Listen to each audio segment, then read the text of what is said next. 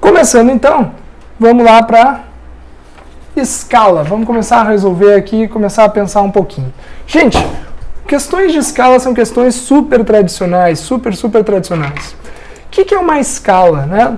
Escala é uma proporção entre a representação real, ou entre a representação, né, o teu mapa, seja lá o que for, e a medida real de uma determinada distância, de uma determinada, enfim, de um objeto ou de uma obra, enfim, uma planta de um prédio, alguma coisa, você sempre coloca ela em escala, porque você não pode desenhar, fazer o teu desenho em medida real. Qual é a principal aplicação que a gente tem para a escala, né? É lá na geografia, principalmente lá na parte de mapas, certo? E é basicamente essa questão que quase sempre cai. Então, olha só, o que significa a gente dizer que a gente tem uma escala de 1 para 50 mil? De 1 para 50 mil. Lendo isso aqui em português e não em matemática, isso significa o quê? Para cada 1 centímetro que eu tenho na minha representação, eu vou ter 50 mil centímetros no meu mundo real. Então, olha só, vamos colocar aqui, essa partezinha, né, da tua escala é a parte da representação. Representação, certo? E essa outra partezinha aqui,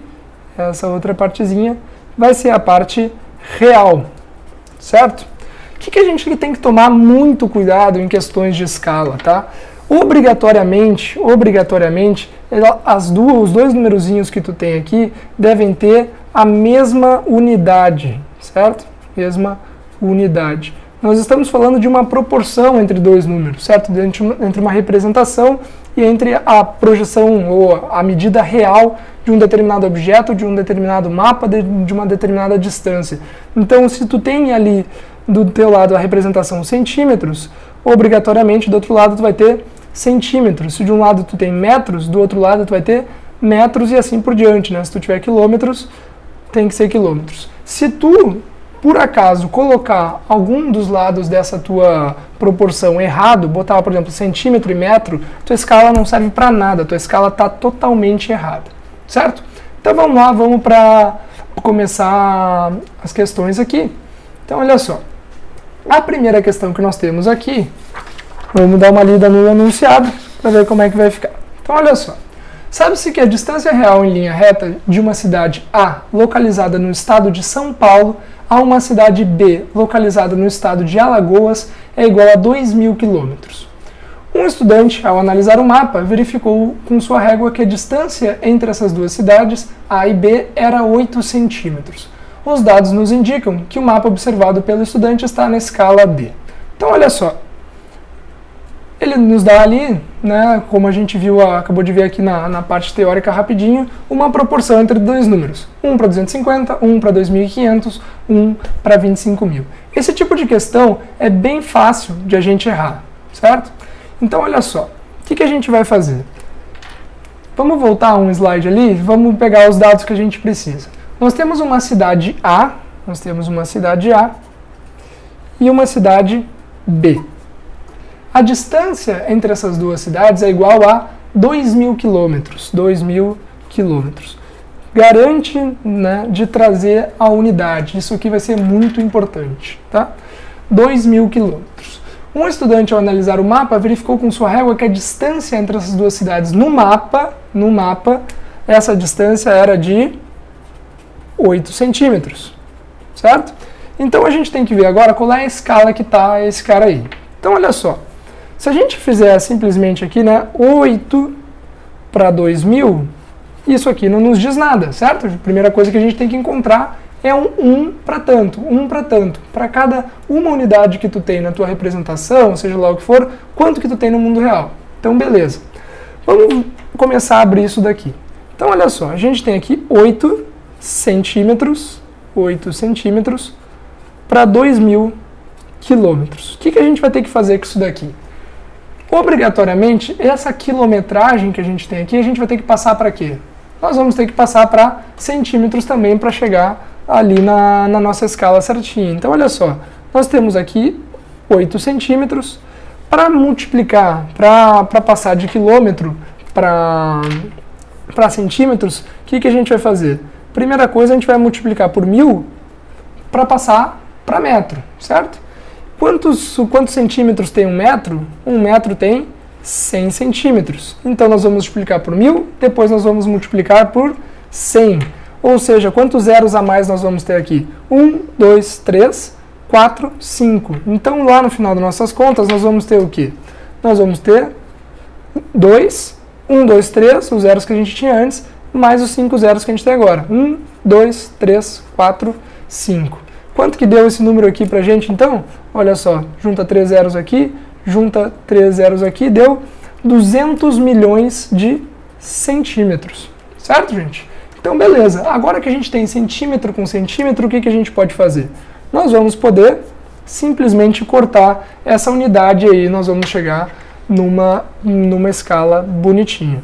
Dividindo ali, né, os 200 milhões por 8, nós vamos chegar em 250, deixa eu só botar aqui em cima, fração 1 sobre 25, 1 sobre 25 milhões, certo? Que é lá nas nossas alternativas. Lá nas nossas alternativas vamos dar a letra E, né, 25 milhões, 1 para 25 milhões. Então tá, gente, tá? Só recapitulando aqui o que a gente aprendeu desse primeiro vídeo. A primeira coisa que tu precisa fazer é encontrar, né, a distância real. Depois acha a distância da tua projeção. Coloca elas juntas aqui e vê se elas estão na mesma unidade. Se não estão na mesma unidade, o que tu tem que fazer? Tu tem que transformar a unidade. Depois de transformar a unidade, beleza, só fazer a divisão 1 para, né, se a gente quiser ser bem preciosista ali para colocar como está nas alternativas, 1 para 25 milhões. Certo, gente? Beleza. Então essa aqui é uma questão mais que garantida de prova, assim, sempre cai, sempre cai. Se não cair no Enem, vai cair em algum outro vestibular que tu está fazendo. Vamos partir para a questão 2, então, sem enrolação. Sem enrolação. Vamos lá. Um biólogo mediu a altura de 5 árvores distintas e representou-as em uma mesma malha quadriculada, utilizando escalas diferentes conforme as indicações na figura a seguir. Esse exercício ele é um pouquinho diferente do anterior, né? O outro ele só te descreveu quanto que eram as distâncias.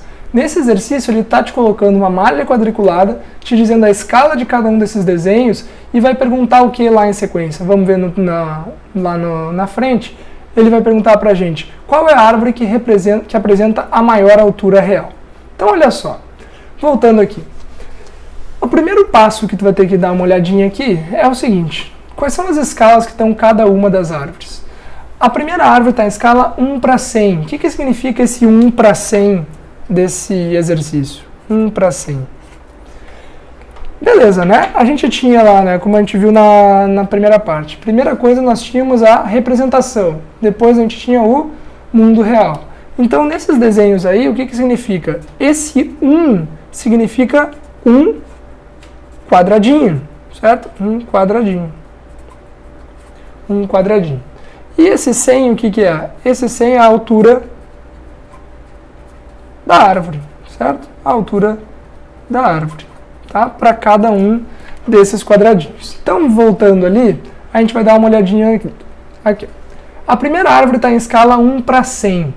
A segunda árvore está em escala 2 para 100. O que significa esse 2 para 100?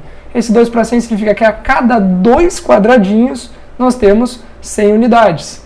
Na terceira árvore nós temos 2 para 300. A cada 2 quadradinhos nós temos 300 unidades de medida. Na quarta linha 1 para 300 e na última 2 para 300. Então vamos dar uma olhada no seguinte. O primeiro passo é só contar quantos quadradinhos tem a parte mais alta da árvore. A primeira, a gente contando os quadradinhos, vai dar 9 quadradinhos. A segunda também. Na terceira, nós temos 6 quadradinhos. Na quarta, nós temos 4,5. E tu tem que ser um pouco preciosista ali, né? Enfim, tá na metade, né? A gente não começa a entrar em nóia de botar 4,4 ou 4,6, não. Tá na metade, beleza? Então, na quarta e na quinta árvore, nós estamos ali com 4,5 quadradinhos. Vamos dar uma olhada, então, o que significa cada uma dessas unidades das árvores. A primeira está em 1 para 100, beleza, né? Já está na forma que nós gostaríamos. A cada 1 tem 100. A segunda está em 2 para 100. Falta simplificar um pouquinho, certo? Se a cada 2 tem 100, quanto que tem em cada 1?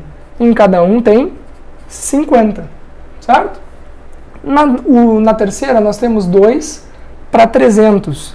Isso significa que o quê? Que nós temos 1 para cada 150, certo? Na quarta, nós temos 1 para 300, que já está na forma mais simplificada possível. E na última, nós temos 2 para 300. Então, só tirando essas simplificações aqui, a gente vai chegar nessa aqui, 2 para 300, 1 para 150. Então, a gente acabou de encontrar aqui qual que é a escala real, né, de cada uma das representações. O que a gente precisa fazer para saber qual que é a mais alta e qual que é a mais baixa? Vamos lá, né? A primeira árvore nós temos 9 quadradinhos, e cada um deles representa o quê? 100 unidades de altura. Então nós vamos ter 900 unidades de altura. Na segunda árvore, nós temos 9 quadradinhos, e cada um vale 50. Então 9 vezes o 50, né, vai ser justamente a metade desse aqui, dá 450. Na terceira árvore nós temos 6 quadradinhos, e cada um deles equivale a 150. 2 vezes 150 dá 300, vezes 3 dá 900 também. Tá? Na quarta árvore nós vamos ter aqui nós temos 4,5, né? 4,5 quadradinhos, vezes a nossa escala que está para 300. Então, olha só, essa daqui já parece que vai dar um pouquinho mais, né? 4 vezes o 300 dá 1.200. Meia vezes o 300 dá 150, tá? E assim que, pelo menos, eu gosto de fazer para ficar mais rápido as contas, né? Com vírgula. Então, somando esses dois aqui, nós temos 1.350.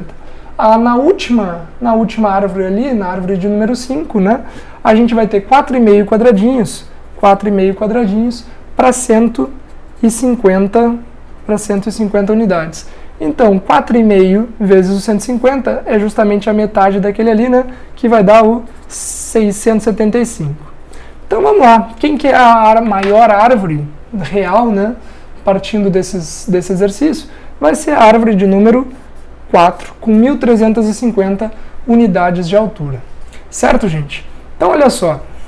Eu fiz aqui bem explicadinho para vocês entenderem como que a gente faz, né, uma questão de escala completa. Mas vamos voltar ali no exercício e vamos fazer uma coisa de um modo ninja total. Tá? Olhando rapidamente, o que a gente pode ver? A segunda árvore tem uma escala 2 vezes menor do que a escala da primeira. Então, obrigatoriamente, ela é menor. Então, a segunda árvore tu já vai simplesmente tirar fora da tua análise. E agora, comparando ali, né, a árvore de número 4 com a árvore de número 5, que também possui o mesmo número de quadradinhos, a gente percebe que a árvore de número 5 tem uma escala que é a metade da árvore de número 4. Portanto, tu vai eliminar a árvore de número 5 também. Isso simplificaria o teu problema com o quê? A árvore de número 2 tu não precisa fazer essa conta. A árvore de número 5 tu também não precisa fazer essa conta, tu faria a conta simplesmente entre 3. Tá? Então essa é a dica aqui do modo ninja, tá? Esse é o máximo que a gente consegue simplificar essa questãozinha aí para economizar contas, certo?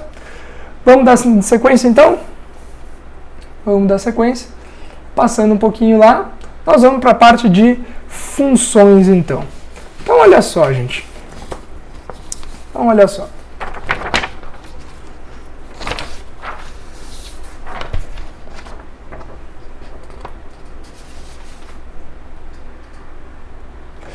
Passando aqui, né, para a parte de funções, então olha só, em 2012 foram 8 questões de funções das 45 da prova, em 2011 foram 13 questões, é muita questão, né, gente? Então, por exemplo, em 2011 foi mais do que 1/4 da prova, né, que loucura isso. Então olha só, vamos começar a ver aqui o que a gente precisa saber, o que a gente precisa lembrar de funções. Então olha só, que tu precisa saber para a prova do Enem, tá? Especificamente. Primeira coisa é interpretar uma função pronta. O cara vai te dar lá y igual a tal coisa, tu tem que saber tirar os valores importantes dessa função e assim, né, ir jogando com as alternativas e jogando com o que ele pedir. Então, interpretar a equação que ele te dá, y igual a 4x mais 2, alguma coisa assim, se ela é crescente, se ela é decrescente, isso é uma coisa que tu tem que saber. O outro lado da moeda é tu saber montar a função a partir do enunciado. Então, ou ele te dá a função pronta e tu interpreta ela, ou ele te dá a interpretação da função e tu monta ela. E aqui é as nossas clássicas historinhas de Enem, né? Que o cara vai contando, e tu tem que extrair as informações ali de dentro. E a coisa que talvez seja mais importante até é saber esboçar os gráficos bastante simples, principalmente gráficos de retas. Tá? Então, por isso que eu vou botar aqui uma revisão muito rápida para a gente de funções de primeiro grau para garantir que vocês vão saber tudo disso aqui para a prova. Então, olha só.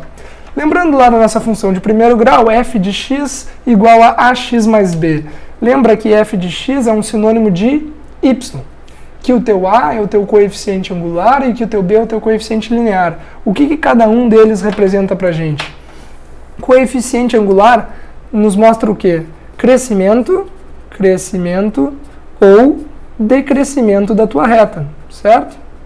Crescimento ou decrescimento da tua reta. Basicamente, se ele está para cima ou se está para baixo, beleza? Coeficiente linear, o que representa o teu coeficiente linear? Rapidamente aqui, onde corta y, tá? É exatamente essas duas coisas que tu vai memorizar para não perder muito tempo. Então vamos lá, só relembrando aqui como é que o coeficiente angular e o coeficiente linear se manifestam para ti, vamos dar uma olhada no coeficiente angular. Então o coeficiente angular, ele pode assumir três valores, né? Ou ele é positivo, ou ele é zero, ou ele é negativo. Se tu tiver o teu coeficiente angular sendo positivo, a tua reta é dita crescente. Se o teu coeficiente angular for negativo, a tua reta é dita decrescente. E se por acaso tu se deparar com uma reta que seja horizontal, o teu coeficiente angular vai ser igual a zero. Tá? Essa reta aqui horizontal, né, uma reta constante, é uma reta que a gente pode equacionar como y igual a k. Essa daqui, incrivelmente, é o que o pessoal acaba tendo a maior confusão, assim, né? Se o y é igual a uma constante, vamos dizer aqui que esse é o nosso k, certo? Y igual a 2, y igual a 3, para todos os valores de x, esse y igual a constante sempre vai ser o mesmo valor. Por isso que ele revela uma reta horizontal no nosso plano cartesiano. E o nosso coeficiente linear se manifesta para a gente simplesmente demonstrando aonde que a nossa função corta o eixo y. Lembra que o eixo y é o eixo vertical. Então, olha só, se o teu coeficiente linear for positivo, tu vai cortar o eixo dos y na parte de y positivo, ou então acima do eixo x. Se o teu coeficiente linear for igual a zero, tu vai cortar justamente aonde? Tu vai cortar justamente na origem, certo? E se o teu coeficiente linear for negativo, tu vai cortar o eixo dos y na parte negativa. Beleza? Então tá, feita essa revisão muito rápida aqui, agora eu vou para a segunda coisa mais importante dessa parte de funções de primeiro grau que tu tem que saber, que é como esboçar uma função de primeiro grau. Não são poucas as questões, tanto da prova de matemática quanto da prova de ciências da natureza, principalmente das questões de física, que mostram gráficos de retas.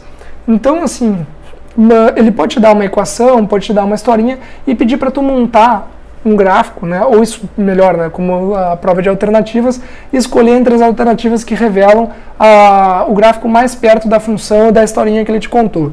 Então, olha só, para te esboçar uma função, eu vou escolher uma aqui aleatória. Vamos pegar aqui 2x mais 1, certo?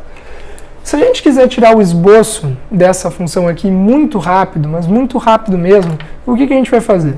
Desenha o teu plano cartesiano,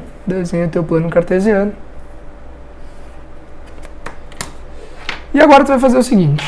Primeiro passo, olha para o teu coeficiente linear. Teu coeficiente linear é onde a tua função corta o eixo dos y. Então, tua função corta em 1, obrigatoriamente, certo? Está aqui o nosso 1. Segunda coisa que a gente vai fazer é olhar para o coeficiente angular. O teu coeficiente angular é um coeficiente positivo e, portanto, a tua reta ela é crescente. Então, se tu quiser fazer um esboço bem ligeiro mesmo, tu simplesmente vai fazer o seguinte.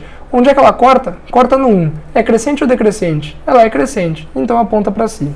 E está feito o teu esboço. Se tu quiser fazer um esboço um pouquinho melhor, a gente vai esmiuçar um pouquinho só o que é o teu coeficiente angular.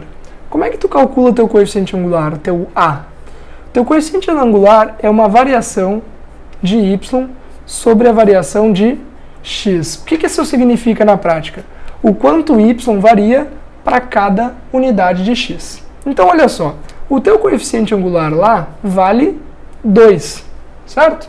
Então, a tua variação de y é 2. Para quanto que tu tem? Qual é o valor de x que tu tem que colocar aqui para não mudar, né, o valor do teu coeficiente angular que tu acabou de encontrar? É o próprio 1. Então, o que isso significa? Significa que para cada 2 unidades que y varia, x varia só uma. Ou, se tu quiser fazer de trás para frente, para cada unidade que x varia, y varia 2. Então, olha só, se eu andar uma unidade de x, quantas unidades y vai andar? Y vai andar 2 unidades, certo?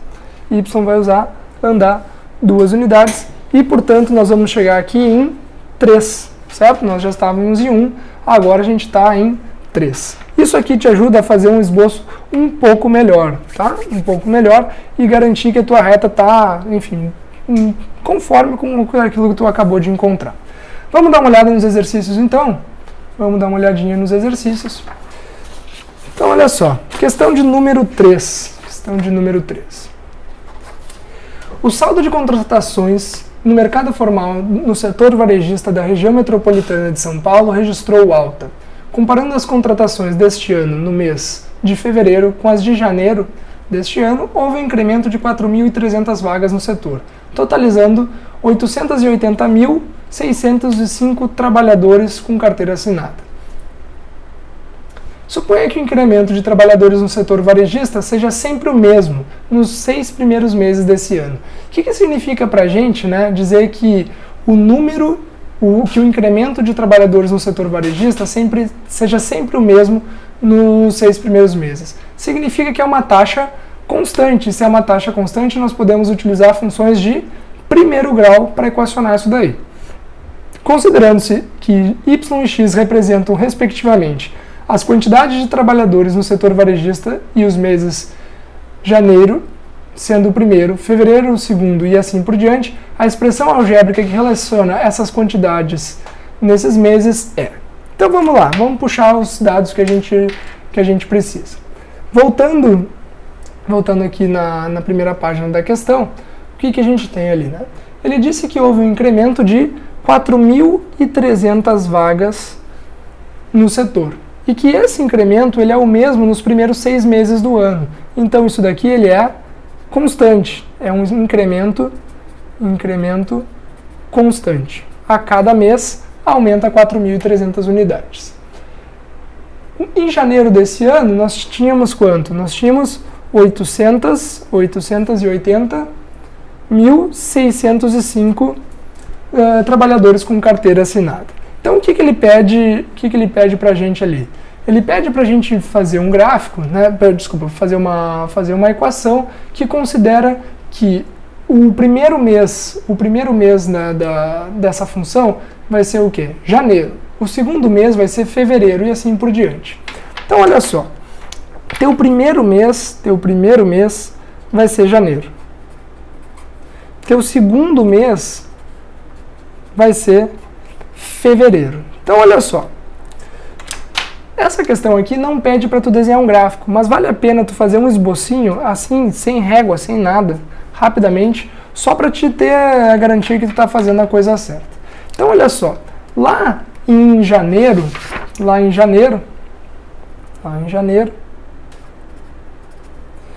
fevereiro, tá?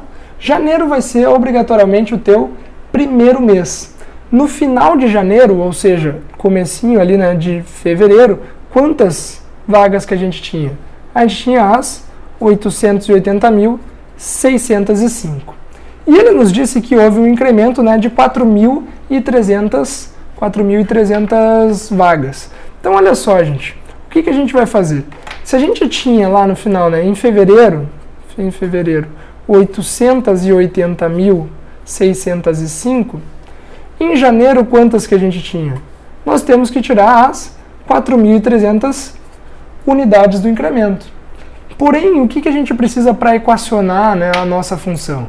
Nós vamos fazer uma função do tipo y igual a ax mais b, certo?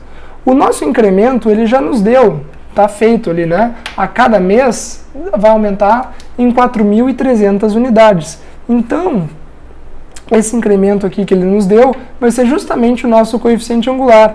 Como é uma taxa que está crescendo, né, de vagas, esse coeficiente angular obrigatoriamente vai ser positivo. Então, olha só, se a gente for aqui, né, traçar uma retinha só para a gente ilustrar rapidamente, e lá, né, lá em fevereiro a gente tem as 880.605 vagas. O que falta para a gente terminar de equacionar essa função aqui? Para terminar de equacionar essa função, a gente precisa justamente aonde que esse gráfico vai cortar lá no mês de quando? Antes de janeiro vai ser dezembro, certo? Então, para encontrar esse cara aqui, o que a gente vai fazer? Lembra, né, como a gente acabou de ver ali, esse triângulozinho que é formado aqui, né, ele vai te dando a taxa de variação de cada vez que eu dou um pulinho para o lado, né? Janeiro é o teu mês 1, fevereiro é o teu mês 2. Então, olha só, se eu estou com 880.000 unidades lá em fevereiro, em janeiro, quantos que eu vou ter? Eu vou simplesmente subtrair as 4.300 unidades que eu tinha antes. Se eu quero voltar para dezembro, o que eu vou fazer? Como essa taxa ela é constante, certo? Vai ser menos 4.300 outra vez, certo? E subtraindo tudo isso daqui, subtraindo esse 880.605 por esse 8.600, quanto é que a gente vai chegar? A gente vai chegar, né? Isso daqui dá 8.600.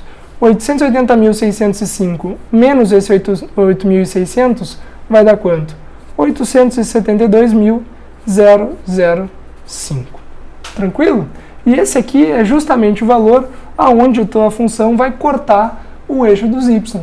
Por isso que eu acho importante que tu faça esse gráficozinho, esse esboço bastante rápido, né? Para tu enxergar que janeiro é o teu mês 1. O que pode acontecer de tu errar nesse exercício aqui é tu acabar confundindo e colocar o teu mês 1 como sendo aonde que a função vai cortar o eixo dos y. Tá? Isso pode acontecer por uma fatalidade, né, se o cara não desenhar, não prestar atenção nisso daí. Tranquilo? Então tá. Beleza, vamos olhar o enunciado ali. Desculpa, olhar as alternativas.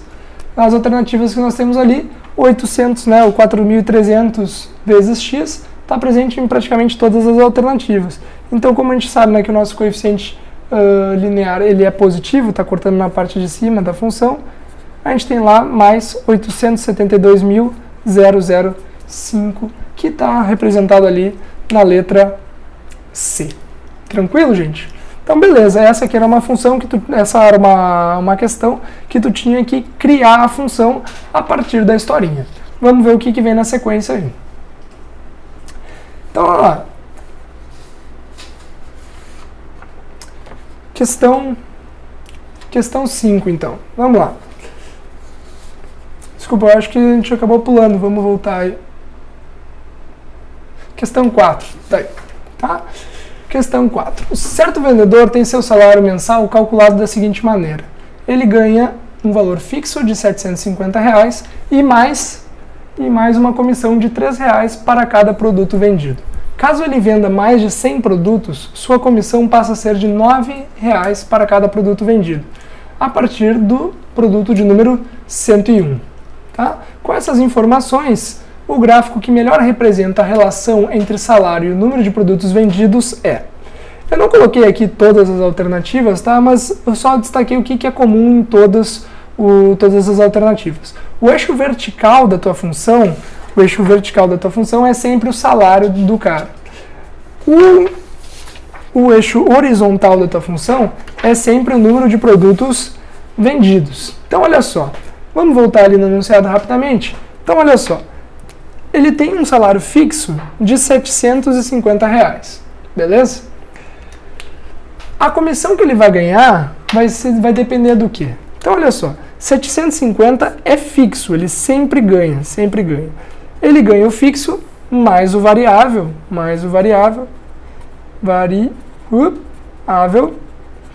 tá? Mais o variável, que depende de quantos produtos que ele vende. Essa comissão é de quanto? Ele ganha R$ 3 para cada produto vendido. Vamos dar um nome, né, para a variável de número de produtos vendidos. Pode ser N. De quanto até quanto? Se ele vender até 100 produtos, certo? Então, olha só. Começando em 0, se ele não vender nada, até quanto? Até o 100, ele vai ganhar R$ 3 para cada unidade vendida. Vamos tomar só cuidado de olhar no enunciado. Se esse 100 pertence a essa remuneração, você vai pertencer à próxima. Ele diz lá o seguinte: caso ele venda mais de 100 produtos, sua comissão passa a ser de R$ 9. Então, beleza, esse 100 tá intervalo fechado aqui. Esse 100, se ele vender 100 produtos, ainda a comissão é 3 vezes N. Agora a comissão dele passa a ser de 9 vezes o número de produtos vendidos para quanto? Quando o teu N for maior do que 100, ou seja, quando for maior ou igual a 101 unidades de produtos vendidos, certo? Então, olha só, como é que a gente vai desenhar um gráfico? Que representa essa função? Isso daqui, gente, é bastante fácil de a gente desenhar, tá? Primeira coisa é o seguinte, vamos fazer aqui um esbocinho rapidamente, tá? Tá? Então, olha só, isso talvez seja uma coisa que o pessoal, vocês que estão no ensino médio, né, não tenha visto ainda, ou que se viu foi muito por cima. Essa função aqui, ela tem essa restrição, né, aqui no domínio, né, que é para onde que esse gráfico vai ser desenhado para cada uma das funções. Então, olha só, R$ 750 é fixo. Beleza, então a remuneração dele, ou seja, o salário, como está escrito ali, o salário, vai começar em 750, certo? No eixo horizontal aqui, nós temos o quê? Nós temos o N, que é o número de produtos vendidos. A remuneração dele vai ser esse 750 mais 3 vezes o número de produtos vendidos se ele vender até 100 unidades. Então, olha só, até 100 unidades, vamos colocar aqui, até 100 unidades, ele vai ganhar 3 unidades de moeda para cada unidade de produto vendido. Então, beleza. Então, vamos colocar aqui uma determinada inclinação até o nosso 100. Então, olha só. Até aqui, ele vai ganhar isso daqui. Certo? 3n é uma reta, né? O 3 é o nosso coeficiente angular, como a gente viu ali antes. Depois disso, depois que ele chega aqui no 100, o que vai acontecer? A remuneração dele vai passar a ser 9n. E quando passar a ser 9n, 9n tem uma inclinação muito maior do que 3n. Então o gráfico vai fazer assim, vai ficar mais inclinado, né? Vai ficar inclinado mais para cima. E esse gráfico daqui era tudo que tu precisava fazer, tá? Entre as alternativas, essa era a melhor alternativa. Um gráfico de uma reta que vem com uma inclinação e depois fica mais inclinada depois do 100. Certo, gente? Barbadinha, não tem muita complicação. Vamos lá?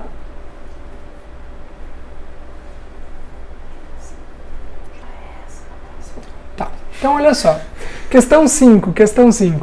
Então vamos ver lá. As curvas de oferta e demanda de um produto representam respectivamente as quantidades que vendedores e consumidores estão dispostos a comercializar em função do preço do produto. Em alguns casos, essas curvas podem ser Em alguns casos, essas curvas podem ser representadas por retas. Suponha que as quantidades de oferta e de demanda de um produto sejam, respectivamente, representadas pelas equações. Ele nos dá ali duas equações, Q de oferta e Q de demanda. Q de oferta, que é menos 20 mais 4P, Q de demanda, que é igual a 46 menos 2 vezes P. Em que Q0 é a quantidade de oferta, QD é a quantidade de demanda e P é o preço do produto. A partir dessas equações de oferta e de demanda, os economistas encontram o preço de equilíbrio de mercado, ou seja, quando Q0 e QD se igualam. Então, olha só, ele não precisava ter sido tão generoso contigo e ter te dito que o Q0 e o QD se igualam no equilíbrio de mercado. Isso aí tu poderia ter feito. Então, olha só, o teu Q0 e o teu QD tem que ser obrigatoriamente iguais, certo? Então, olha só, o que a gente vai fazer? Nós vamos pegar aqui o menos 20 mais 4P, que tem que ser igual a 46 menos 2P. 46 menos 2P. Então, olha só, o que a gente vai ter que fazer? Simplesmente passar esse menos 2P para cá, né? Então, nós vamos ficar com 4P mais 2P, que vai ser igual ao 46, passa o menos 20 para cá, vai ficar mais 20. E, portanto, nós vamos ter 6P igual a 66. Quanto que vale o nosso P? Nosso P vale 11. O que é o 11? É o preço de equilíbrio de mercado. Certo, gente? Então, olha só, vamos olhar para as alternativas. Barbada, né? Qual é o preço de equilíbrio? 11, direto. Então, olha só, o que a gente viu aqui nessa parte de funções, tá, gente? Basicamente, o que a gente precisa da função foram aquelas três coisas que eu falei para vocês. As três coisas eram: primeira coisa, montar uma função a partir de uma historinha, a partir de um enunciado, como a gente fez lá na primeira questão, né? A segunda coisa é pegar uma função pronta e interpretar ela, né? Criar um gráfico, criar alguma coisa assim, ou então simplesmente saber lidar com os valores e encontrar, né, o que o enunciado pede. Nesse caso, essa questão foi muito generosa, te dizendo que era quando Q0 e quando quando QO e quando QD se igualavam, né? Não precisava ter dito. O preço de equilíbrio já dizia para ti que era quando essas duas coisas se igualavam, certo? Então vamos lá, vamos começar a avançar. Nós temos aqui a última questão de funções. Que é uma questão que parece quase uma questão de física, né? É uma questão bastante simples, mas que eu vou fazer aqui em homenagem ao Felipe aqui, que está passando os slides aqui, está todo confuso com o negócio aqui, tá? Então, olha só.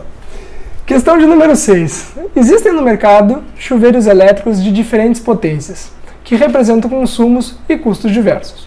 A potência P de um chuveiro elétrico é dado pelo produto entre sua resistência elétrica e o quadrado da corrente elétrica, que por ele circula. Tá uma questão de física aqui, né? O consumo de energia elétrica é, por sua vez, diretamente proporcional à potência do aparelho. Considerando as características apresentadas, qual dos gráficos a seguir representa a relação entre a energia consumida E por um chuveiro elétrico e a corrente elétrica I que circula por ele? Então, olha só. Vamos pegar as informações que tinham ali no enunciado. Ele nos disse que potência é proporcional ao quê? Né? A potência P de um chuveiro elétrico é dada pelo produto entre a sua resistência elétrica e entre o quadrado da sua corrente elétrica, vezes o I ao quadrado.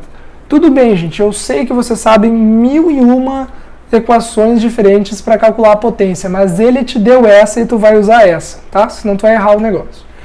Depois ele te diz que é o seguinte: o consumo de energia elétrico é, por sua vez, diretamente proporcional à potência do aparelho. Então, a energia consumida pelo teu aparelho, pela casa, seja lá o que for, é diretamente proporcional à tua potência. Ele quer saber qual dos gráficos aí representa melhor, né, essa relação. Eu não botei os gráficos aí porque essa é uma questão bastante simples, eu só queria entrar um pouquinho na nossa função de segundo grau aqui para a gente ter uma ideia. Então, olha só. A tua potência é igual a R vezes I ao quadrado, certo? essa tua resistência, lembra lá dos resistores ômicos? Eu não sei nada dessas coisas, se vocês perguntem para o Felipe, tá? Então olha só, esse R, essa resistência do teu chuveiro elétrico, ela não muda, a exceção, né, de quando tu troca a chave para o inverno, verão, essas coisas assim, ela é uma resistência constante. Então isso daqui é uma constante. Quem varia dentro, né, dentro do funcionamento do teu dispositivo elétrico é a corrente, certo? A tua corrente varia, certo? Então se a gente fosse fazer isso aqui, uma analogia, lá com as funções de segundo grau, como é que ficaria? Vamos pensar o seguinte, nós temos lá uma função de segundo grau que é dada por y igual a ax² mais bx mais c, certo? Vamos olhar qual é a equação que a gente acabou de chegar ali. Nós chegamos em potência igual a R vezes I ao quadrado. O que acontece aqui? Se a gente tivesse aqui mais o coeficiente B e mais o coeficiente C para finalizar aqui uma equação de segundo grau, o nosso B e o nosso C seriam igual a zero, porque a gente não tem, beleza? Como a gente sabe que a nossa resistência aqui é a parte constante, essa resistência ela é análoga à parte A, o coeficiente A da tua função de segundo grau. E o teu I ao quadrado, ele é análogo ao x ao quadrado que a gente tem aqui, beleza? Então olha só, ele quer um gráfico, né, que relacione a energia com a potência. Então olha só, cara, que barbada que vai ser. A tua energia ela é diretamente proporcional à tua potência, que é igual a R vezes I ao quadrado, certo? Como a gente não está falando aqui de energia negativa, como é que vai ficar o teu gráfico? Todas as alternativas lá no exercício, elas sempre colocavam só a parte do primeiro quadrante, certo? Então olha só, se a gente quer relacionar aqui a nossa energia com a corrente elétrica que passa pelo teu chuveiro elétrico, como é que vai ficar? Nós temos aqui o R, que é uma constante, e mais que uma constante, é uma constante positiva. Eu nunca vi, pelo menos, resistor negativo, nem chuveiro elétrico com resistência negativa. Então, se ela é positiva, nós sabemos que lá, né, que a boca da nossa parábola é para cima.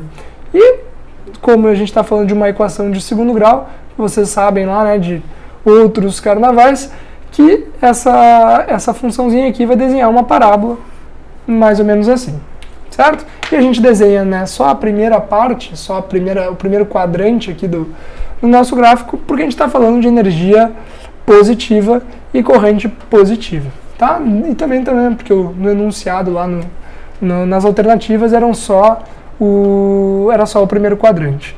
Então, gente, pode cair alguma coisa de funções também fazendo essa analogia rápida aqui, né, entre a parte da física lá e a parte da matemática.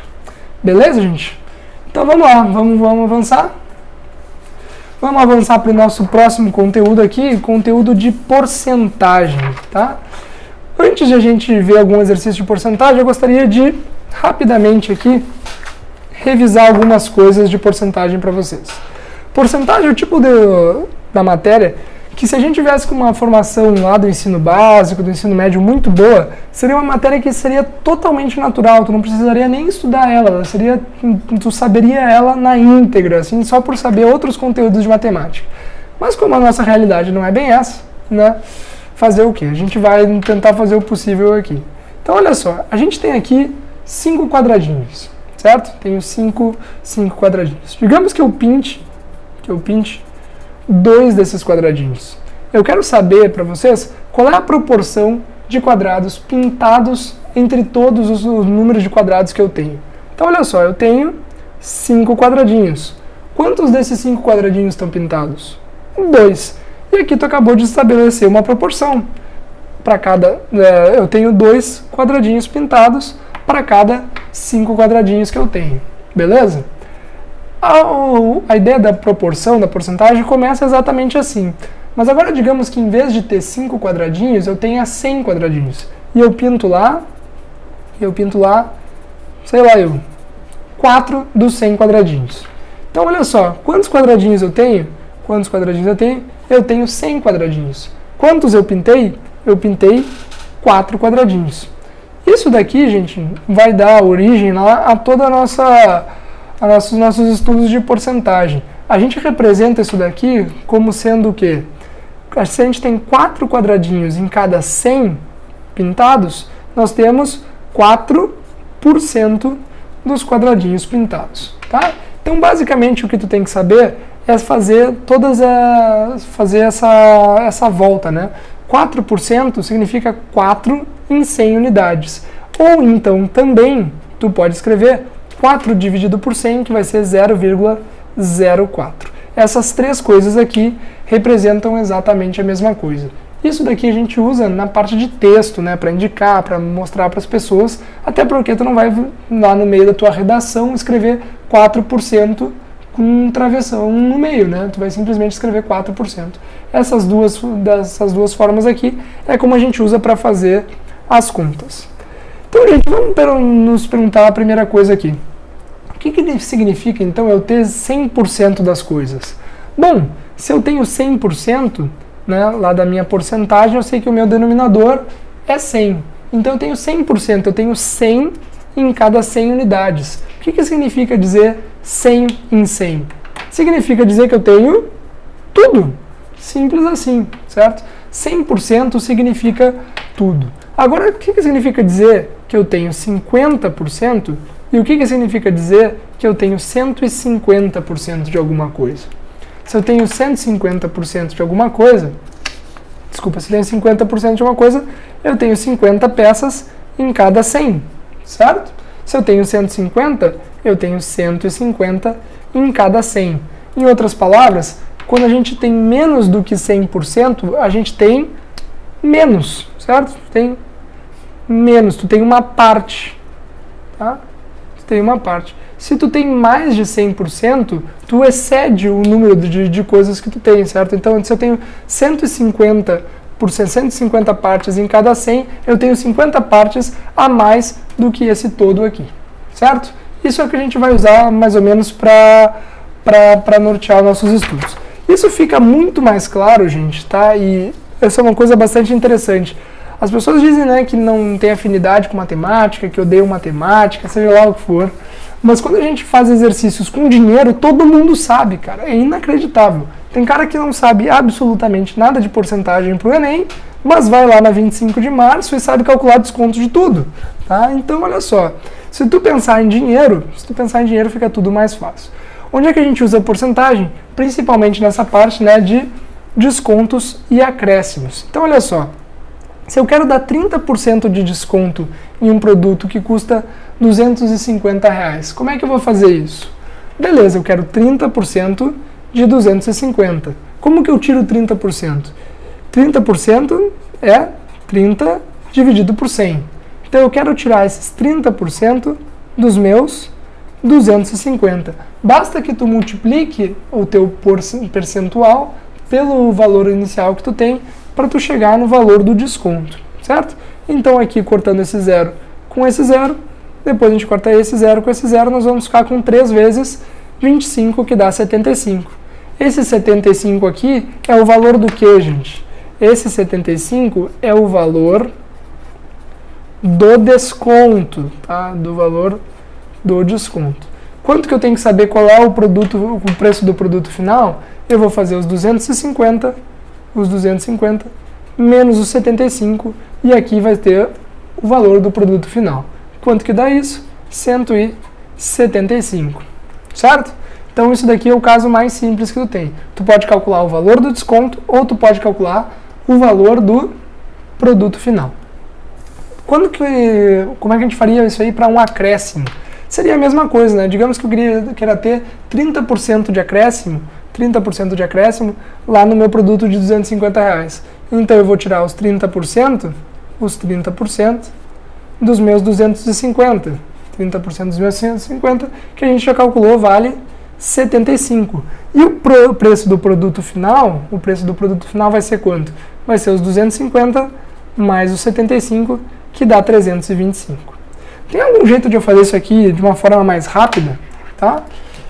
Beleza, para tu fazer o preço do acréscimo, o preço do desconto, esse exercício aqui, esse jeito que a gente calculou, tá certo. Beleza. Mas olha só, se eu tenho, né, lembrando da primeira parte que a gente acabou de olhar ali, o que a gente vai fazer? que a gente vai fazer? Eu sei que 100% é o meu tudo, certo? 100% é o meu tudo. Então o preço do teu produto é 100% do produto. Beleza. Se eu quiser dar um acréscimo de 30%, quanto vai ser o preço final do teu produto? Vai ser igual a 130%. Então, se eu quiser calcular o preço final do meu produto aqui de uma forma mais rápida, sem ter que calcular o acréscimo, depois somar com o preço inicial, eu posso fazer essa mesma conta fazendo o quê? Tirando 130% dos meus 250, certo? E isso daqui vai dar rigorosamente a mesma coisa. Corta 0, corta 0, corta 0, corta 0, 13 vezes o 25, 10 vezes 25 dá 250. 3 vezes dá o 75 e obrigatoriamente nós chegamos nos mesmos 325. Isso daqui, gente, é inclusive um pega-ratão de muitos vestibulares, tá? Brincar com vocês para ver se você sabe o que é o acréscimo, o que é o desconto, o que é o preço final, etc, etc, etc. Então, o que é um pega-ratão clássico? Um produto teve seu preço modificado de 100 para 167 reais. De quanto foi este aumento? Então, olha só, o que o pessoal faz geralmente, né? Meu preço original era 100. O meu preço agora é 167. Portanto, eu tenho 167 em 100. E, portanto, eu tenho 117%. Essa alternativa certamente vai estar lá. Entre uma das mais marcadas, inclusive. Mas o que tu tem que cuidar nesse tipo de enunciado que é o pega-ratão? De quanto foi este aumento. Ele quer saber qual é o percentual de aumento. Então, o que tu vai ter que fazer? O teu produto lá no começo era o preço total do produto, que era 100%, certo? E tu passou para quanto? Tu passou para 167. Então, o que tu tem que fazer, se tu quer saber o aumento, o teu aumento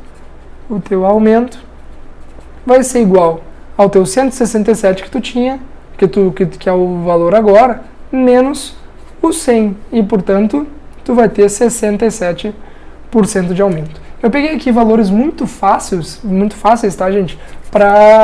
Enfim, para que a gente não perdesse muito tempo fazendo conta aqui. Mas lembra desse pega-ratão aqui. Se tu não vê isso no Enem, tu vai ver em alguma outra prova que tu vai fazer, certo? Então, olha só, vamos começar então a resolver algumas questões de porcentagem. Vamos lá para a nossa questão 7. Então, olha só. Vamos lá para a nossa questão 7. Então, olha só. Questão 7 diz lá o seguinte. Um investidor precisa escolher qual investimento lhe trará maior retorno financeiro em uma aplicação de R$500.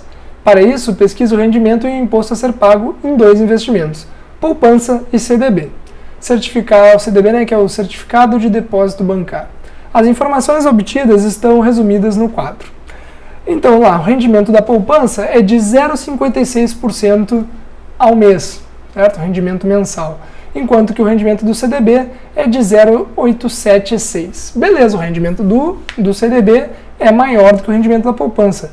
Porém, o CDB tem um imposto de 4% sobre o ganho, tá? Sobre o ganho. Se não fosse sobre o ganho, seria um pouco estranho, né? Tu ganha 0,87 no mês, mas tu paga 4% de imposto, então tu estaria perdendo dinheiro todo mês, né?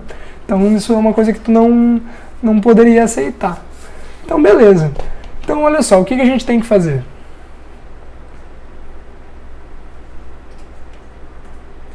Para o jovem investidor, ao final do mês, a aplicação mais vantajosa é... Então, ele quer que a gente saiba se é a poupança ou se é o CDB e quer que a gente saiba também, né, qual é o montante final de cada uma dessas aplicações. Então, olha só, o que a gente vai fazer aqui vai ser o seguinte. Beleza, lá na poupança a gente tem o rendimento de 0,56. Então, olha só, eu tenho os meus R$500 lá no começo do mês e eu vou ganhar quanto? Eu vou ganhar o meu 0,56%. Então, eu tenho 0,56 em 100. E esse daqui vai ser o meu valor final, né? O valor final que eu vou ter lá de rendimento. Beleza, então olha só. Se eu quero saber quanto que eu vou ter no final de lucro, ou enfim, se eu quero saber quanto que vai ser o meu montante final, ou se eu quero saber quanto que eu vou ter de lucro. Nesse exercício aqui, como eu coloquei aqui 0,56%, a gente vai calcular o quê? A gente vai calcular quanto que é o lucro, né? Quanto é que é o rendimento da poupança. Quanto é que vai dar isso daqui então, gente? Isso daqui é a mesma coisa que 500 vezes 0, né? Adiciona mais 2 zeros, 0056. Eu já fiz essas contas aqui para a gente não perder muito tempo. Isso daqui resulta em R$ 2,80, tá? R$ 2,80. Então, beleza. R$ 2,80 é quanto eu vou ganhar nesse mês com a poupança. Lá com o CDB, o que eu vou ganhar?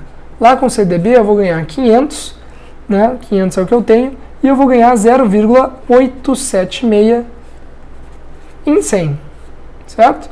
Isso daqui é a mesma coisa que multiplicar 500 por 0,00876. Quanto que dá esse rendimento aqui? Gente, essas multiplicações com vírgula, infelizmente, é uma coisa que tem que fazer, tá? Mas a dica aqui é simplesmente, né? Como a gente tem 500 aqui, abre esse teu 500 em 5 vezes 100. Quanto que tu vai ganhar, né? Em cada 100, tu vai ganhar 87,6 centavos. Daí tu faz vezes 5 e vai dar quanto? Vai dar R$ 4,38 de rendimento. Certo? Beleza, então olha só. Olhando daqui direto, a gente sabe, né, que o rendimento do CDB é maior que o rendimento da poupança. Porém, o CDB a gente ainda tem que descontar o imposto. Então, desses R$ 4,38, esses R$ 4,38, nós temos que descontar 4%, certo? Nós temos que descontar 4%. Então aqui, gente, só para a gente não perder muito tempo, né, de conta aqui, o que a gente tem que fazer? Esse menos 4%, tu poderia fazer de duas formas, tá? Isso é uma coisa que eu gostaria de mostrar rapidamente para vocês. Se eu tirar esses 4% do 4,38, como é que a gente vai calcular? Eu tenho aqui os R$ 4,38. Se eu quero tirar 4%, tudo, né, todo o valor ali é 100%. Se eu quero tirar 4%, quanto que vai ser o total que eu vou ter? 100% menos 4%, eu vou ter 96% do nosso valor, do nosso rendimento. Então, calcular 96% aqui, tirar 96 em 100, vai nos dar diretamente o quê? Vai nos dar diretamente o valor que a gente tem, né, pro rendimento do CDB. Eu já fiz essa conta aqui, deu R$ 4,21.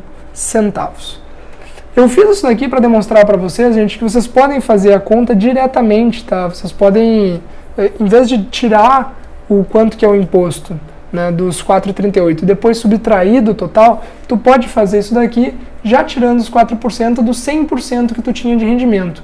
Outra forma de fazer isso daqui seria fazendo 4,38 vezes o 4%, que vai dar quanto? Que vai dar 0,17 centavos, certo?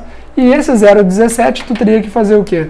Tu teria que fazer o 4,38 menos o 0,17, que vai dar o 4,21, certo? São duas formas de fazer a mesma coisa, porém esse daqui já te dá a resposta final. Então olha só, quanto que a gente ganhou com o CDB, quanto que a gente ganhou com a poupança? Com a poupança,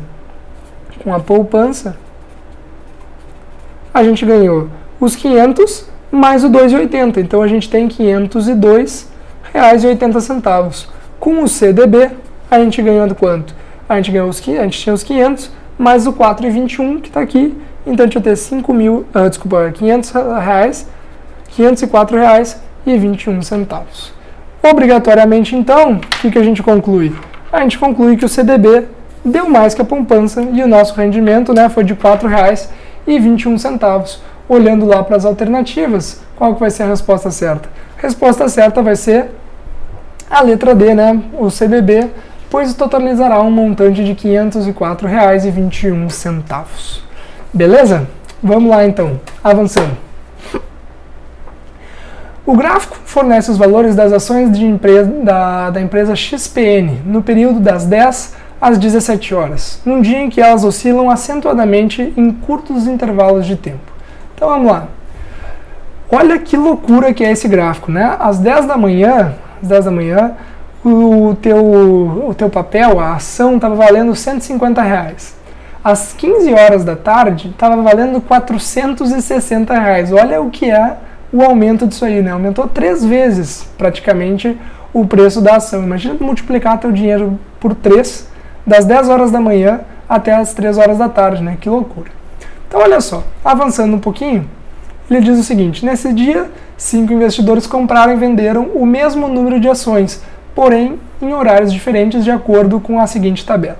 O investidor 1 colocou dinheiro às 10 horas da manhã e tirou às 3 da tarde, o 2 às 10 da manhã, 5 da tarde e assim por diante. Então olha só, ele quer saber qual é o investidor que ganhou mais. Então vamos voltar no gráfico e vamos olhar assim. Esse exercício a gente não precisa fazer nenhuma conta, tá, gente? Nenhuma conta mesmo. Se tu fizer conta nesse exercício, vai virar um inferno. Tu vai perder 15 minutos calculando todas essas porcentagens. Então esse é um exercício que é para a gente usar o nosso método Ninja. Vamos olhar para o gráfico e pensar o seguinte: qual seria a melhor condição, né, para o investidor comprar? O investidor compraria, a condição onde o investidor ganha mais dinheiro é quando? Ele ganha mais dinheiro quando ele compra barato e ele vende caro, certo? Então o menor cenário que a gente tem é quando ele compra o preço mais barato e vende pelo preço mais caro. Então olha só, aqui no nosso gráfico o que a gente vai ver? Qual seria a melhor condição então? Seria a melhor coisa se ele comprasse às 16 horas e vendesse às 15. Mas espera aí, opa, voltou sem querer aqui, já chegamos aqui. Qual seria a melhor condição então? Seria a melhor condição que ele comprasse às 16 horas e vendesse às 15. Porém, né, o nosso tempo não vai ao contrário, tu não pode voltar no tempo. Então, essa melhor condição que a gente acabou de encontrar aqui, que é o menor preço e o maior preço, não pode ser satisfeita.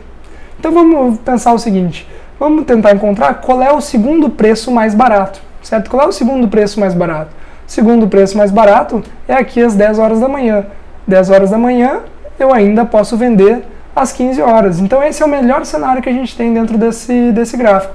O investidor compra o papel às 10 horas da manhã e vende às 15 horas, certo? Então vamos ver se tem algum investidor que tem alguma coisa parecida com isso.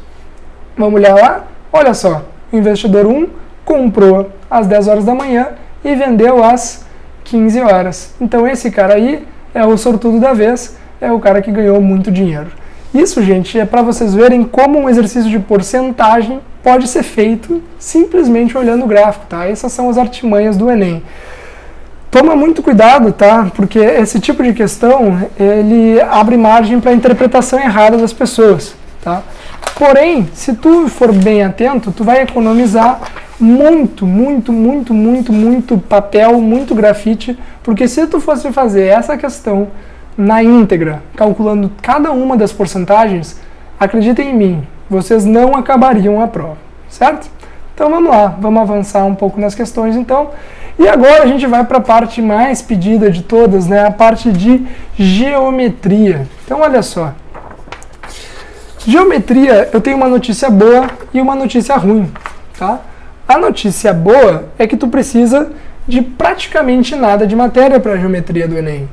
A parte ruim é que tu precisa de muito raciocínio.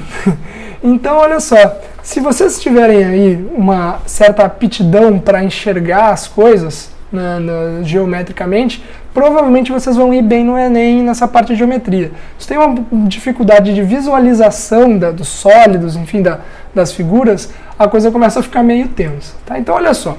O que tu tem que saber obrigatoriamente de geometria para o Enem, tá? Ao contrário de outros vestibulares mais clássicos, onde tu tem que saber todas aquelas fórmulas de todos os tipos de figuras, no Enem não é uma coisa muito cobrada, assim, figuras muito muito diferentes ou figuras que tu precisa de uma fórmula.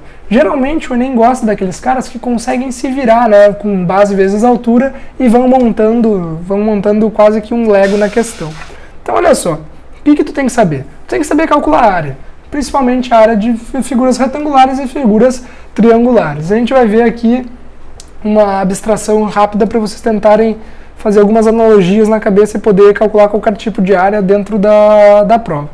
Calcular volume de sólidos, né, que são caixinhas, ou então de sólidos com ponta. E principalmente aqui, essa aqui é a parte mais difícil para quem tem dificuldade de visualização das figuras, é visualizar os sólidos se movimentando e interagindo um com o outro, tirando um pedaço de um, tirando um pedaço de outro. Então isso aí pode ficar bastante difícil. Então vamos lá. Pensando um pouquinho aqui na nossa parte de áreas. Gente, como é que a gente calcula a área de uma figura qualquer, né? A abstração que tu tem que fazer para calcular a área é a seguinte. Imagina que eu tenho aqui esse retângulozinho, tá? Que tem 3 quadradinhos na horizontal e 3 quadradinhos na vertical. Se eu quisesse saber quantos quadradinhos tem nessa coisa aí. Bom, eu tenho 3 quadradinhos aqui e 3 quadradinhos aqui. Se eu contar, vai dar 9, né? Claro, tu consegue contar porque são pouquinhos. Mas calcular a área é basicamente buscar quantos quadradinhos tu tem dentro de uma determinada figura.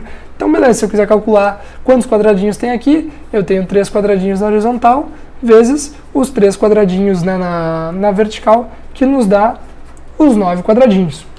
Então, calcular a área é exatamente isso, é buscar quadradinhos dentro de alguma coisa. Nós fazemos, então, cálculo de área de qualquer figura retangular como sendo base vezes altura, tá? Base vezes altura. Quantos quadradinhos eu tenho na base, vezes quantos quadradinhos eu tenho na altura. Como que são as unidades, né, das áreas? Nós temos centímetro quadrado, metro quadrado, quilômetro quadrado. Sempre ao quadrado. Por que ao quadrado? Porque quando a gente está fazendo essa conta aqui, o que a gente está fazendo é o seguinte. Digamos que em vez de 3 quadradinhos, eu estou falando de 3 centímetros. 3 centímetros. Eu estou multiplicando 3 por 3, que dá 9. Centímetro por centímetro, que dá o quê? Centímetro ao quadrado. Certo?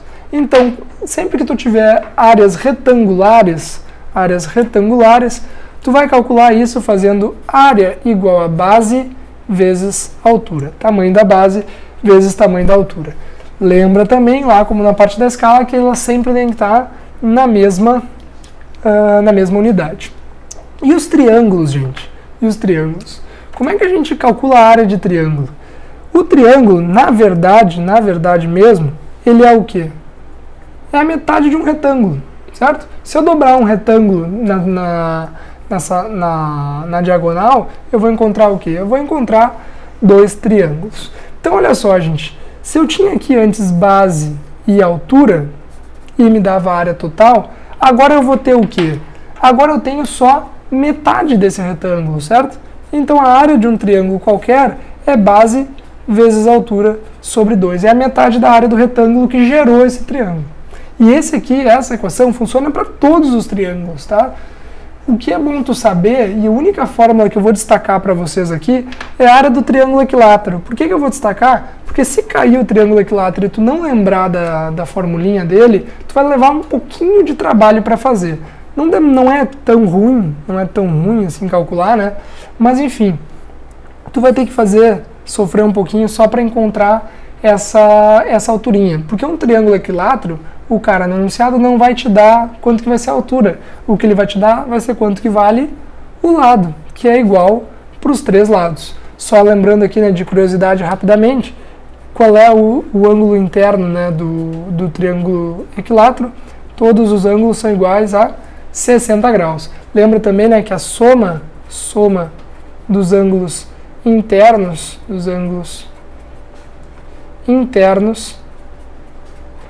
de qualquer triângulo é sempre igual a 180 graus, tá? Como que é a formulinha, então, do triângulo equilátero? A área do triângulo equilátero vai ser dada por L ao quadrado, raiz de 3 sobre 4, tá? Isso daqui não não vale a pena tu perder tempo na prova desenvolvendo essa fórmula, tá? Essa é uma fórmula que para todos os vestibulares vale a pena tu saber de cabeça. A gente faz 2 ou 3 exercícios e acaba lembrando disso para o resto da vida, tá? Então vamos lá, para a parte de volume, o que vai acontecer? Lá, fazendo a mesma analogia que a gente tinha antes, né, a gente queria saber quantos quadradinhos a gente tinha dentro da figura. Agora, na parte de volume, a gente vai ter o quê? Nós vamos querer saber quantos cubinhos nós temos dentro de um sólido, certo? Então, o que a gente vai fazer aqui, basicamente, é contar quantos cubinhos a gente tem. Digamos que eu tenho aqui, certo? Que eu tenho aqui 3 cubinhos, né? Que nem eu fiz ali na outra. Tenho 3 cubinhos aqui e tenho mais 4 cubinhos aqui, certo? Como é que ficaria isso daqui?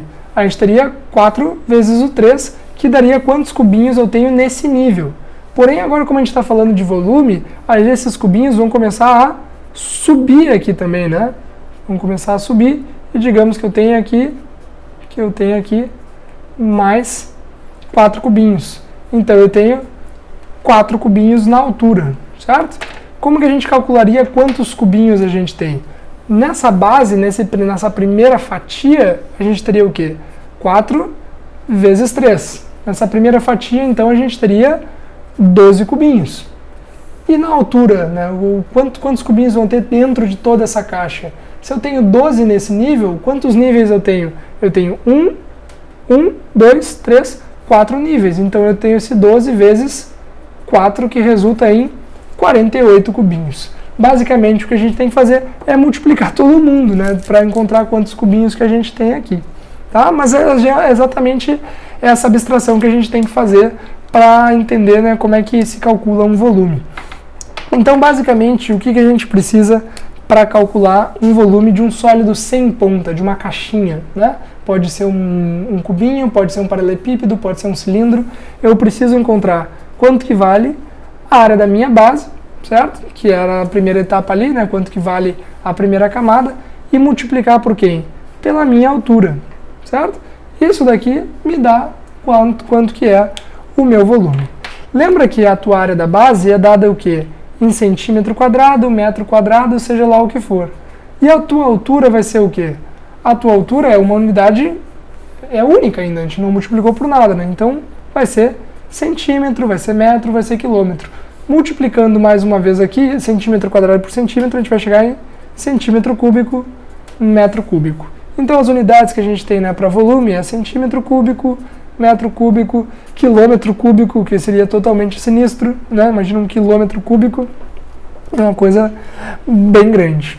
O único porém então agora é como que a gente vai calcular o volume de sólidos que têm ponta. Sólidos que têm ponta, nós vamos fazer aqui a área da base vezes a altura, que nos daria o volume de todo o sólido, né? Como se fosse uma caixinha como antes. Porém, agora, quando eles têm ponta, nós vamos dividir por 3. Essa explicação é bem longa, porque é dividido por 3 aqui. Tem um vídeo lá no Me Salva que explica, né, detalhadamente por que a gente divide por 3 os sólidos com ponta, certo? Sem mais enrolação, vamos passar para as questões, então. Então, vamos lá. Questão 9.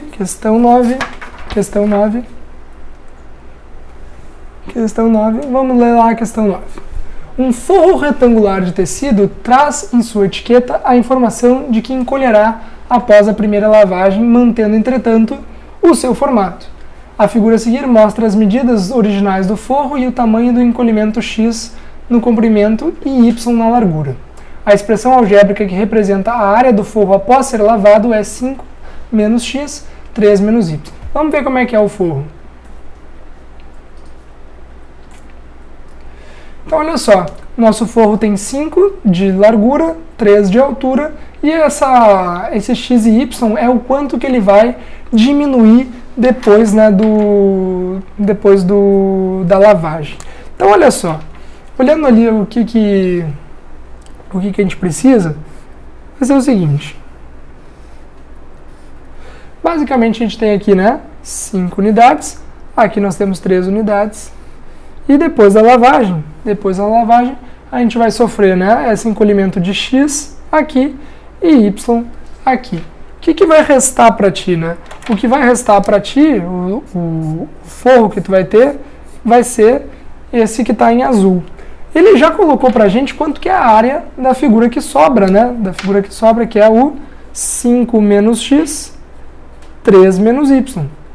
Precisava ele nos dar isso? Claro que não, né? Seria até melhor que não, a gente saberia fazer facilmente. Agora, o que ele vai querer?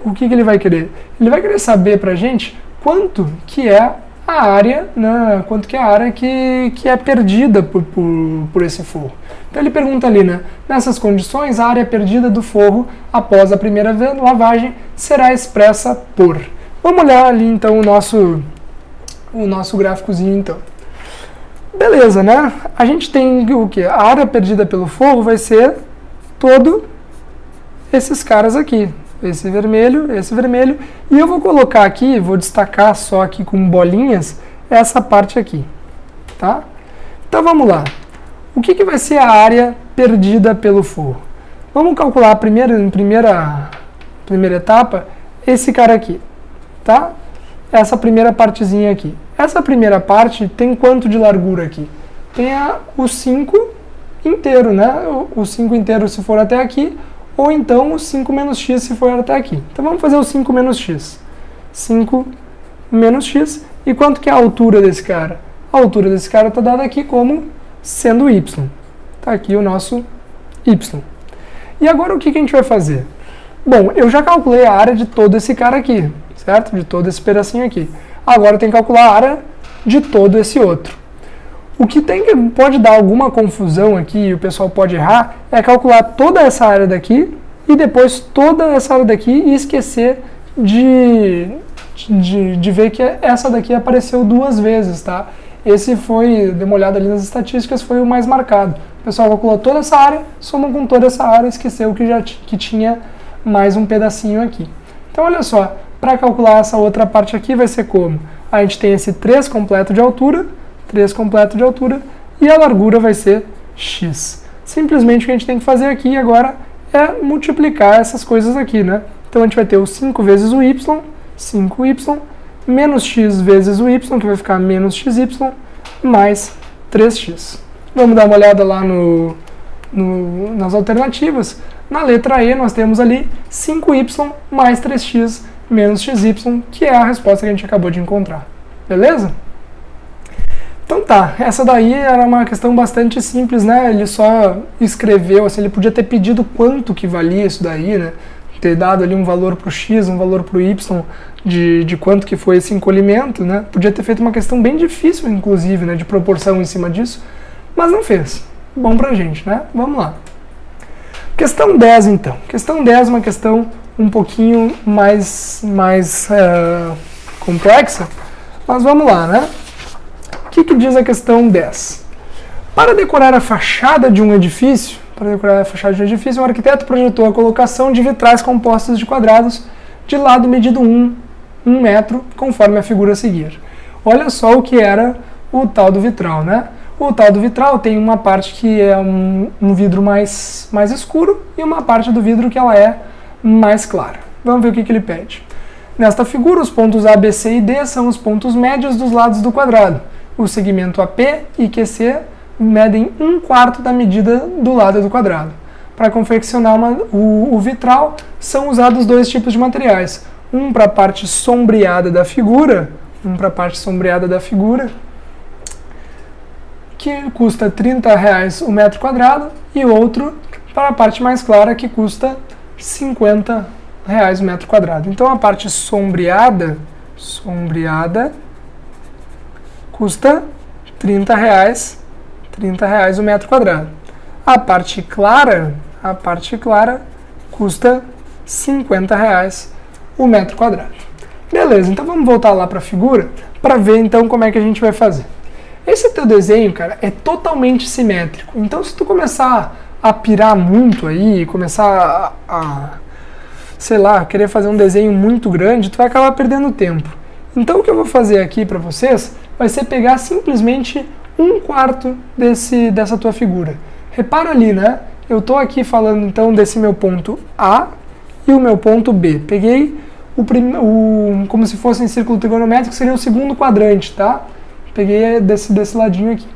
Então vou reproduzir aqui o que ele acabou de colocar para nós lá. Então eu estou falando, né, desse primeiro quadrante, né, tá, que o Felipe está mostrando para vocês agora aí.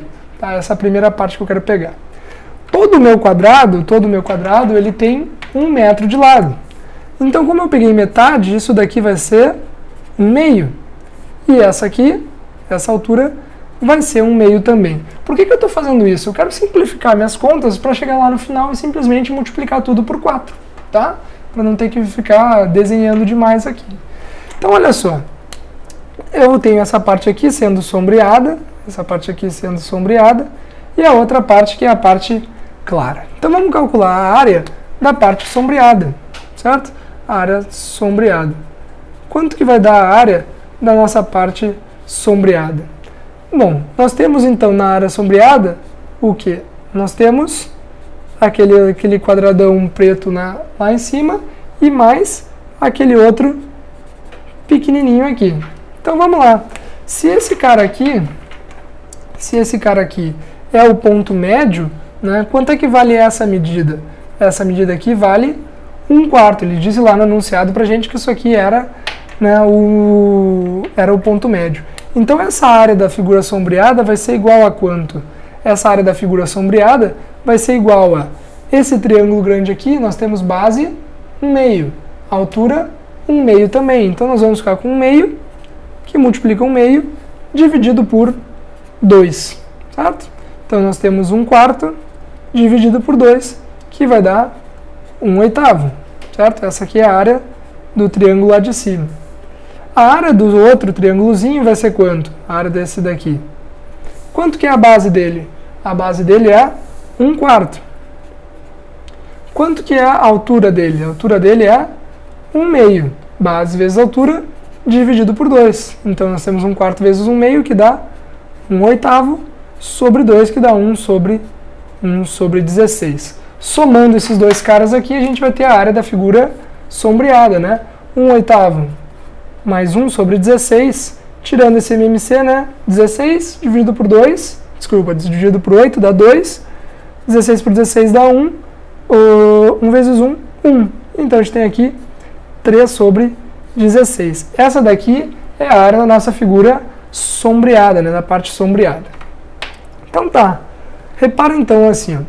Essa área sombreada aqui, essa área sombreada que eu acabei de encontrar, é de 1 quadrante, certo? É de 1 quadrante, que é 3 sobre 16. Quantos quadrantes eu tenho nesse negócio? Eu tenho 4, certo? Eu tirei só 1 aqui. Cortando esse 4 com esse 16, a gente vai ficar com 3 quartos. E essa daqui é a área sombreada, certo? A área sombreada. O que eu preciso encontrar também, né? Preciso encontrar quanto que é a área da figura clara. Então, olha só, se o meu quadrado tem área igual a 1, lado igual a 1, quanto que é a área do quadrado do vitral completo? 1 ao quadrado. Então tá, 1 ao quadrado que dá 1. Menos os 3 quartos de área sombreada vai dar quanto? Tirando o MC, 4. 4 vezes 1 que dá 4. 4 por 4 que dá 1. Menos 3 vai ser igual a 1/4, certo? Então nós temos 1/4 de área o quê? De área clara. Para a gente terminar esse exercício, o que falta? Falta simplesmente calcular quanto é que vale, né? Quanto é que dá o preço para produzir isso daí. Então, olha só, a gente botou lá no começo, né, que a área, o preço do vidro escuro, do vidro sombreado, é 30 e do claro é 50. Então, como é que vai ficar? Nós temos 3 quartos de sombreado que vale quanto? Que vale R$30 o metro quadrado. Mais quanto? Mais o 1/4 de vidro claro, né, que vale R$50 o metro quadrado. Aqui é uma das coisas que, se tu simplificar, tu vai acabar sofrendo um pouquinho mais depois, né? Então deixa esse 4 aqui e vai ficar como? 3 vezes 30, 90. 1 vezes 50, 50. 50 mais 90, 140.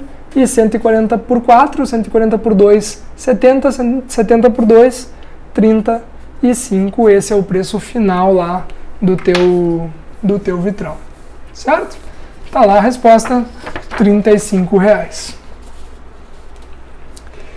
Vamos seguir então? Boa notícia que estamos chegando ao final, gente. Vamos lá que está acabando. Essas questõezinhas aqui de geometria são muito, muito importantes.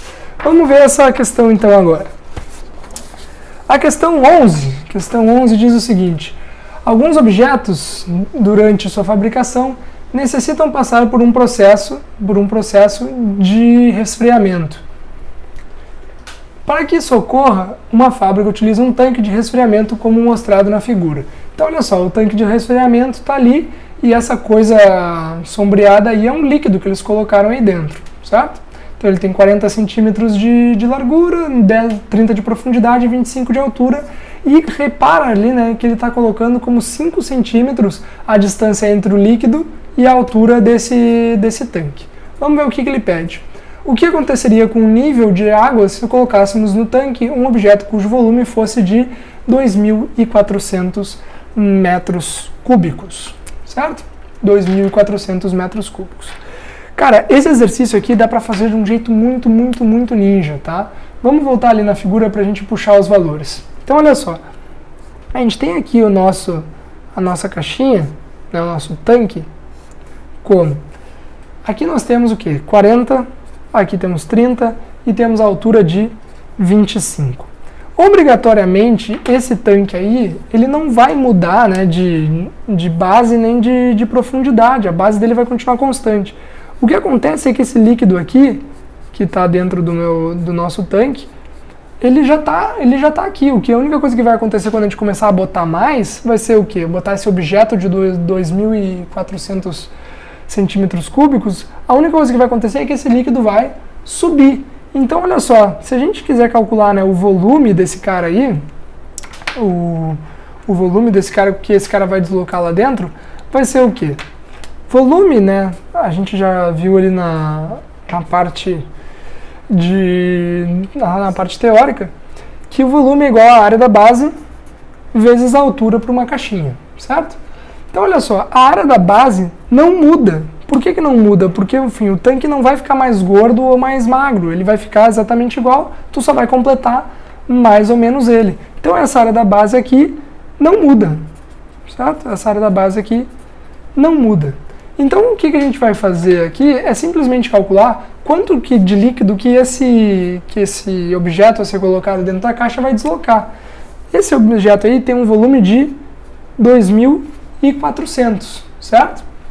Vamos só conferir ali se é esse valor mesmo, que é 2.400, se eu não estou louco, 2.400 centímetros cúbicos. A área da base vai ser a mesma área da base que a gente tinha antes, que é o 30 vezes o 40. E a altura é o que a gente quer saber, certo? Então eu corto esse zero com esse zero. O que vai dar? Esse zero com esse zero aqui, né? Vai dar 24 igual a 3 vezes 4, que dá 12, vezes a altura. A altura aqui vai ser igual a 24 por 12, que dá 2. O que isso significa, gente? Significa que quando eu colocar esse objeto de 2.400 metros, 2.400 centímetros cúbicos dentro do meu tanque, ele vai deslocar o nosso líquido 2 centímetros para cima, certo? Vamos dar uma olhada nos enunciados, nas alternativas lá. O nível subiria em 0,2 centímetros? Não. O nível subiria em 1 centímetro? Não. O nível subiria em 2 centímetros? Sim, fazendo a água do mar... desculpa, eu estou ficando louco já. Fazendo a água ficar com 22 centímetros de altura. Tá certo isso? Tá, né? Porque no início o nosso líquido estava a 20 centímetros de altura. Certo então, gente? Galera, era isso então. Espero que eu não tenha me estendido demais aí nas explicações de matemática. Eu tentei pegar basicamente o que é garantido, o que tu realmente precisa saber para a prova, tá? Essa parte de geometria é uma parte que cai muito, eu espero que vocês sejam bastante criativos aí para criar soluções que minimizem o número de cálculos, obviamente, né? Bastante gente fala, né, que no Enem precisa fazer muita conta com vírgula.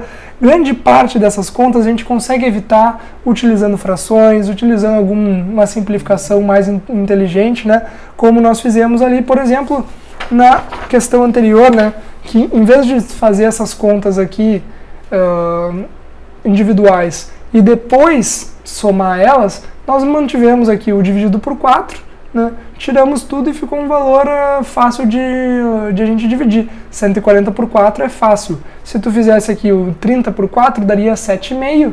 3 vezes 7,5, tu começa a trabalhar com vírgula. Então tu consegue evitar essas vírgulas. Certo, gente? Então vamos lá.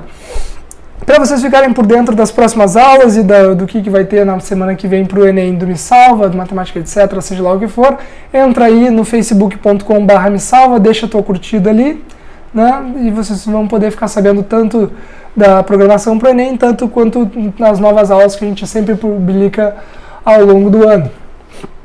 E, gente, no mais, é isso aí. O Felipe está aqui do meu lado, comemorando que acabou a nossa transmissão aqui do Me Salva Enem. Lembrando que essa semana tem Maratona Enem do Matemática, etc. Começa na segunda-feira, vai até o sábado, todo dia de programação, com muita aula, muita dica para o Enem. Nós esperamos realmente que vocês vão muito bem nessa prova. Nos mandem notícias lá na fanpage no Facebook. A gente sempre fica feliz de saber que a galera que nos assiste vai bem nas provas. Então, gente, era isso. Agradecemos muito a presença de vocês. Nos visita lá no mesalva.com, mesalva.com, não vou riscar essa capa aqui que tá bonita, tá? Nos visita no mesalva.com e é isso aí. Um abraço para vocês. O Felipe tá mandando um tchauzinho aqui para vocês também. E nós vamos fechando aí. Vocês podem curtir mais umas musiquinhas e continuar no chat batendo um papo com a galera. Certo? Um abraço para vocês e até logo!